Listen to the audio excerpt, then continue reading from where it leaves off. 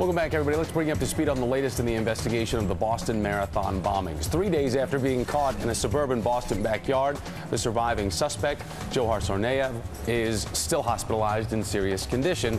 He's under heavy guard and unable to speak due to a throat injury, but is communicating with authorities through writing.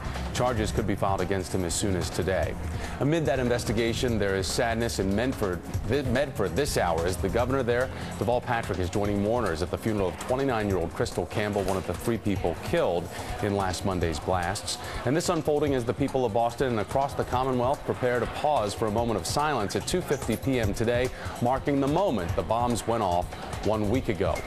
Now, the Boston bombings are causing tempers to flare at the Senate hearing going on right now over the new immigration reform bill. Now, last week, Republican Senator Chuck Grassley said the bombings prove that Congress should not rush the immigration bill. Now, that prompted Democratic Senator Chuck Schumer to angrily call him out just moments ago. Take a look. Those who are pointing to what happened, the terrible tragedy in Boston, as I would say, excuse for not doing a bill or delaying it many months or years. I never said that. I didn't say you did. I never said that. I didn't say you did, sir. I didn't say anything. I didn't say you did. I don't mean you, Mr. Grassley. Mr. Chairman, I don't appreciate the Senator demeaning the witnesses that have come here. The conversation started because Tamerlan and Johar Tsarnaev came to the U.S. from the region of Dagestan in 2002. Joining me is Democratic Congressman Raul Grijalva of Arizona, a member of the Immigration Task Force. Sir, it's good to have you here. And as you're hearing what's going on as we speak right now about the immigration reform bill, one of the things that Senator Patrick Leahy said is that opponents of this immigration reform are exploiting the Boston bombings in an effort to defeat the bill. Does that ring true, or is there real concern that right now there needs to be more intense scrutiny on what an immigration reform bill means based on what we know about these 2 brothers and how they got to this country? Yeah, thank you, Thomas. And yes, I think Senator Leahy's absolutely correct. It's an excuse. It's exploitive. I think Senator Grassley from the onset said he didn't support the legislation, comprehensive reform, and to prey, I think, on the raw emotions of the American people right now, after this tragedy in Boston, to prey on their insecurities and justifiable anger, to try to delay a bill, stall a bill, let it drag out, and so that nothing is done, I think is a tactic. It's nothing more than a tactic, and it's very disappointing. You know, if you want to have security in this country, part of the package has to be comprehensive reform, so that the millions of people out there that are undocumented come forward. We know who they are, a background check, and you begin to call who is eligible for an opportunity to a path to citizenship and who should not be here. And right now, the process stands. We don't have that mechanism, and I would suggest that if you're talking about security, comprehensive immigration reform is part of that solution. Yesterday, Congressman Dan Coates said that Congress can't make an emotional reaction, sir, to the bombings with legislation. However, Democratic Senator Patrick Leahy urged people to tread lightly just a short time ago. I want to show it to everybody. Take a listen.